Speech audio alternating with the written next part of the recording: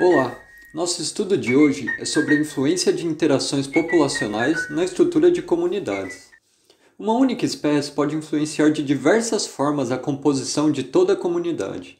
Aqui, irei abordar especificamente as formas pelas quais a competição, a predação e o parasitismo moldam comunidades. Todos os organismos geralmente precisam de nutrientes, água, um espaço para crescer e possivelmente alguém com quem se reproduzir. No entanto, muitas vezes esses recursos são escassos. O fato de o ambiente ter recursos limitantes, isto é, uma capacidade de suporte, para suprir as necessidades das populações de espécies, leva obrigatoriamente a diferentes interações. Entre elas, podemos citar, por exemplo, a competição entre espécies diferentes, competição interespecífica, mas também entre organismos da mesma espécie, competição interespecífica, a relação de presa-predador, em que ocorre uma dinâmica populacional com base na dinâmica entre ambos, e a simbiose. A simbiose descreve uma interação próxima entre duas ou mais espécies, e dentre elas podemos citar o mutualismo, nos quais ambos os organismos se beneficiam, o comensalismo, em que um organismo se beneficia e o outro não é ajudado nem prejudicado, e o parasitismo, em que um se beneficia e o outro é prejudicado ou talvez até morto. A partir do estudo destas interações surgiram algumas ideias incríveis para explicar como tais interações possuem influência nas comunidades biológicas de maneira geral. A primeira delas diz que a competição interespecífica, ou seja, aquela que ocorre entre espécies diferentes, tem um papel central na estruturação de comunidades por meio do princípio de exclusão competitiva. O princípio de exclusão competitiva prevê que, se duas ou mais espécies competem por recurso limitado, apenas uma sobreviverá. Isso foi verificado no clássico experimento de Gauss, mostrando que duas espécies de paramécio, quando colocadas em meios de cultura separados, sobreviveram normalmente.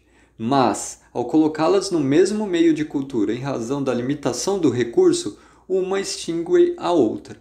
Há outros exemplos que corroboram esse princípio, mas sempre realizado em ambientes controlados. Embora esse princípio possa sugerir que comunidades possam ser fortemente influenciadas por este fato, na prática, há algumas hipóteses alternativas que nos direcionam para a ideia de coexistência das espécies. Por exemplo, a primeira hipótese é que as espécies competem atualmente e coexistem quando diferenciam seus nichos efetivos. Trata-se do efeito ecológico da competição. Outra hipótese é que as espécies não competem atualmente, mas já competiram no passado, e suas populações foram selecionadas para se divergir. Trata-se do efeito evolutivo da competição. Ou ainda, as espécies nunca competiram no passado e nem atualmente. Podem ter existido espécies sem nichos efetivos que foram eliminadas e sobraram as que exibem diferenciação de nichos. Ou não. Além disso, o resultado da competição interespecífica pode ser bastante influenciado pela dinâmica dos recursos pelas quais as espécies competidoras estão competindo. Considerando a predação como fator de influência nas comunidades biológicas, aquela realizada por animais herbívoros, carnívoros e onívoros, os predadores seletivos em geral podem aumentar a riqueza em espécies de comunidades se a presa preferida são competidores dominantes, mas claro, em situações onde a produtividade da comunidade é alta.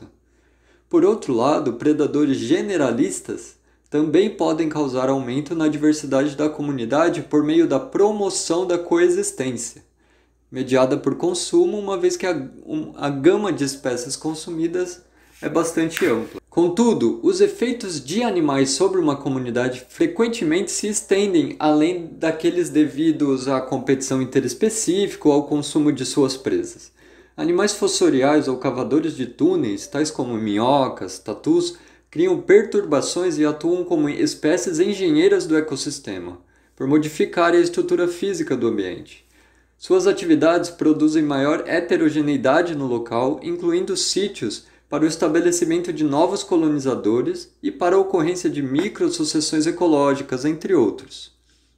Por fim, a incidência de um parasito, assim como em outros casos de consumo, pode determinar a presença ou não de uma espécie hospedeira em uma área.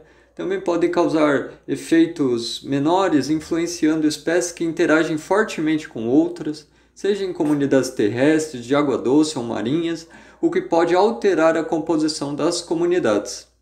Em resumo, vimos que uma única espécie pode influenciar de diversas formas a composição de toda a comunidade por meio da competição interespecífica, predação e relações de simbiose, como por exemplo o parasitismo.